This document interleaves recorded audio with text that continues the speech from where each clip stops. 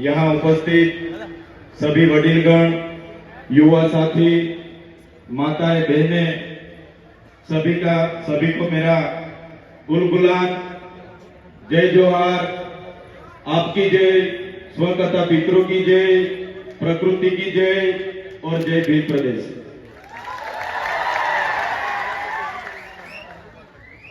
साथियों,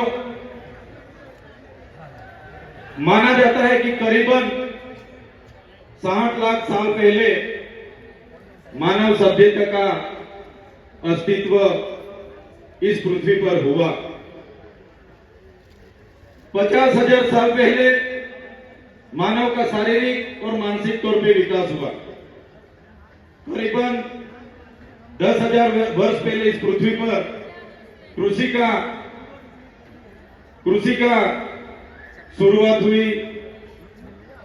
जब से कृषि की शुरुआत हुई तब से नई नई राजनीतिक गतिविधियां की भी शुरुआत हुई। आदिवासी समाज की जीवन खूब सरल और संवेदनशील था। साथ ही प्रकृति पूजक और प्रकृति मूल्यों पे चलने वाला था। सहकारिता पर टिका हुआ था। खुद आदिवासी समाज स्वायत्तता, स्वतंत्रता और स्वावलंबन था। जैसे जैसे समय बढ़ता गया, जैसे बाहर के लोगों ने यहाँ आना शुरू कर दिया, जैसे बाहर से आर्य आए, शक आए, होण आए, और यहाँ जो आदिवासी बसा हुआ था, मूल मालिक था, यहाँ की संपत्ति पर कब्जा जमाने के हेतु उन्होंने यहाँ जो सरदार थे, हमारे छोटे मोटे कस्बे कबीला के सरदार थे, राजा थे, रजवाड़े थे, उन आदिवासी राजाओं के साथ संघर्ष हुआ। संघर्ष में कई सारे हमारे कस्बा कबीले के सरदार, कई सारे राजा उस संघर्ष के दौरान हार गए। कहीं न कहीं बाहर के लोगों ने यहाँ पे आधिपत्य जमाया। बाद में धीरे धीरे चलते हुए हम देखेंगे तो उन लोगों के साथ ही साथ विदेशी फ्रेंच आए, पोर्टुगीज आए, स्पेनिश आए, अंग्रेजों आए, मुगल आए, कई सारे लोगों ने इस देश में आकर यहाँ की संपत्ति को, यहाँ की खनिज संपदा पर अपना अपना कब्जा जमाया। ऐसे ही चलता रहा। जो आदिवासी अपने प्रकृति पूजा, स्वावलंबन, स्वतंत्र, स्वायत्त, खुद की कमी, खूब कम चीजों पर अपना जीवन जी रहा था, उस आदिवासी को कहीं न कहीं इस संघर्ष में उतरना पड़ा और कहीं न कहीं अपनी प्रकृति से, अपनी संस्कृति से, अपनी समाज से उसको बिछड़ना पड़ा। साथियों, हम सब जानते हैं कि जब यहाँ पे पूरे विश्व पे अंग्रेजों का शासन था, 50% अंग्रेजों का पूरे विश्व पे शासन था, तब मेवाड़ में राणा पूंजा भील, राजस्थान के हल्दी घाटी में हल्दी बाई, वैसे ही मध्य प्रदेश में चितू, मध्य प्रदेश में टट्य भील जैसे अनेक लोगों ने अंग्रेजों के खिलाफ बंड पोकारा था। जैसे महाराष्ट्र की बात करें, खाद्य नायक, उमिया नायक, यहाँ के जितने भी उस समय के क्रांतिवीर थे, अंग्रेजों के खिलाफ अपनी अपनी लड़ाई लड़ रहे थे।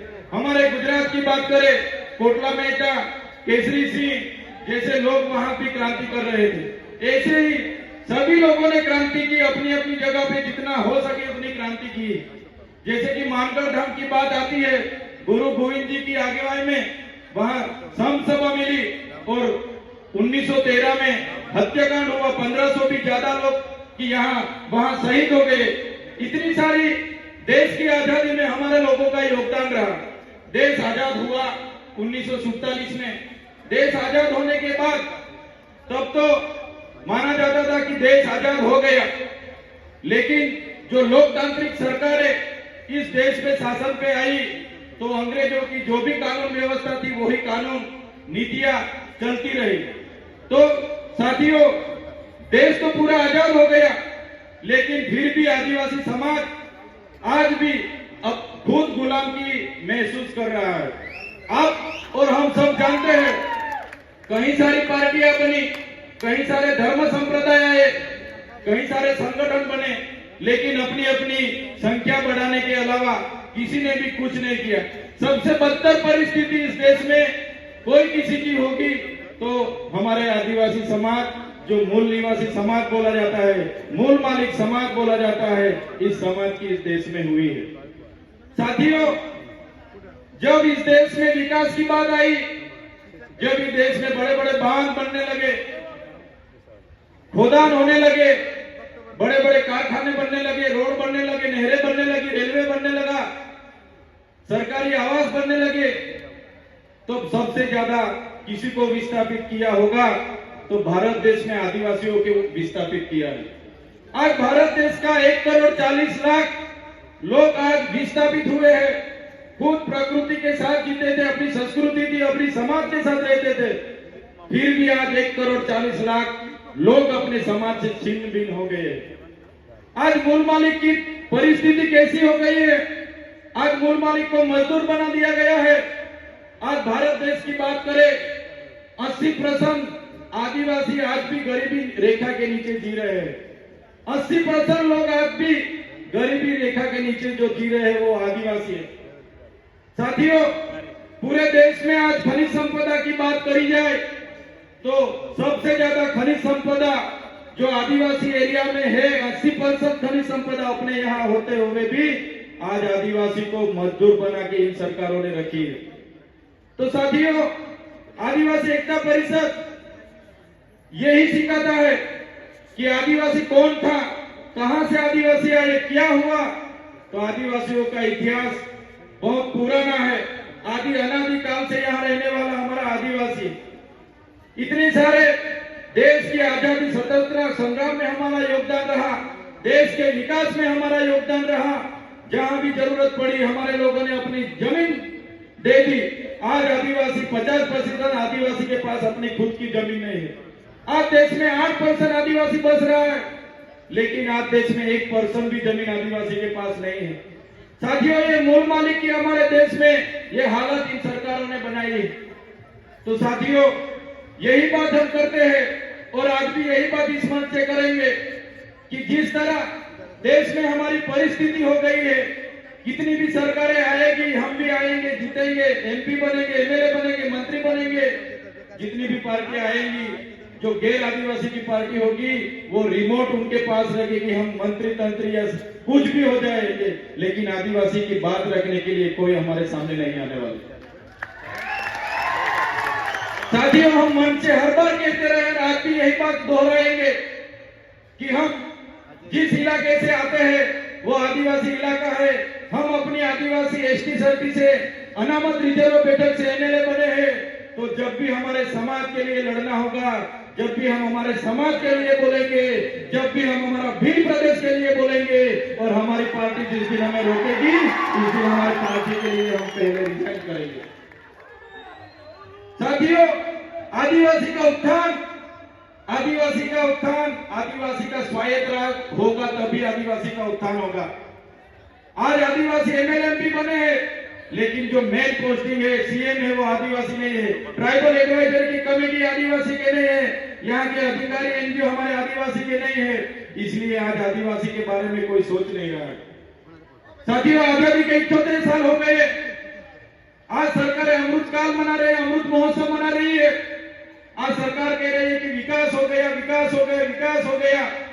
ऊंची ऊंची प्रतिमा बना देने से, बड़े बड़े बिल्डिंग बना देने से, बड़े बड़े बांध बना देने से, अच्छे अच्छे रोड बना देने से आदिवासियों का विकास नहीं होगा। आदिवासियों का विकास तब होगा जब आदिवासियों का स्वशासन आएगा, जड़ जंगल जमीन और खनिज संपदा पर आदिवासियों का अधिकार होगा, अनुसूचित 5 लागू होगी, पैसा 1 लागू होगा, सीएम आदिवासी होगा, ट्राइबल एडवाइजरी कमेटी का आदिवासी होगा, तब आदिवासी का विकास होगा। आजादी के 78 वर्ष के बाद भी आज हम लोग हमारे एरिया में टीचर के लिए आंदोलन कर रहे हैं, सड़क के लिए आंदोलन कर रहे हैं, डॉक्टर के लिए आंदोलन कर रहे हैं, रोड रास्ते के लिए आंदोलन कर रहे हैं, पीने का पानी के लिए आंदोलन कर रहे हैं। तो कब तक आंदोलन करते रहेंगे, कब तक धरना देते रहेंगे, कब तक लड़ेंगे, जीतेंगे, जिंदाबाद मुर्दाबाद करते रहेंगे। साथियों, अभी किसी भी तरह की जिंदाबाद मुर्दाबाद करने के लिए हम तैयार नहीं है। अगर सरकार हमारा विकास करना नहीं चाहती, आने वाले दिनों में हम भील प्रदेश बना के रहेंगे। जो हमारा भील प्रदेश था, जो हमारा भील प्रदेश था, आजादी के बाद उस भील प्रदेश को महाराष्ट्र, मध्य प्रदेश, राजस्थान और गुजरात में बांट दिया है। आज भी हम लोग बॉर्डर लेस होके हमारा रोटी बेटी का व्यवहार आज भी चल रहा है। हमारी पूजा विधि, जन्म विधि, मरण विधि आज भी सेम है। आज भी हम लोग, हमारी बोली भाषा, हमारा पहरवेश, हमारा नाच गान आज भी हम सब चारों राज्यों में है। साथियों, ऐसे लड़ने का अभी टाइम नहीं है। सरकार को हम बोलना चाहते हैं, सरकार ऐसे ही करेगी। विकास के नाम पे हमको छिन्न भिन्न कर रही है, हमको बांट रही है, धर्म संप्रदाय के नाम पर बांट रही है। तो साथियों, ज्यादा टाइम नहीं लूंगा मैं, लेकिन जरूर इतना बोलूंगा सरकार को कि जिस तरह तेलुगु लोगों को तेलंगाना मिला, तमिल लोगों को तमिलनाडु मिला, मराठाओं को महाराष्ट्र मिला, गुजरातियों को गुजरात मिला, पंजाबियों को पंजाब मिला, नागा लोगों को नागालैंड मिला, झारखंडियों को झारखंड मिला, इसी तरह आने वाले दिनों में हमारे आदिवासियों को भील प्रदेश चाहिए। देश का 29वां राज्य हमको भील प्रदेश चाहिए। भील प्रदेश हम बना के रहेंगे, ये हमारा अधिकार है। संविधान ने हमको अधिकार दिया है। भाषा की तौर पे, जाति की तौर पे हमको भील प्रदेश मिलना चाहिए। मेरे तमाम बड़े बुजुर्ग, मेरे युवा साथी, मेरी माता बहनों को भी अपील करता हूं इस मंच से, आने वाले दिनों में जो आदिवासियों का विकास करना होगा तो स्वतंत्र राज चाहिए, और स्वतंत्र राज यही होगा, भील प्रदेश बनेगा तभी हमारा राज आएगा। धन्यवाद। जय जोहार, जय आदिवासी, जय भील प्रदेश।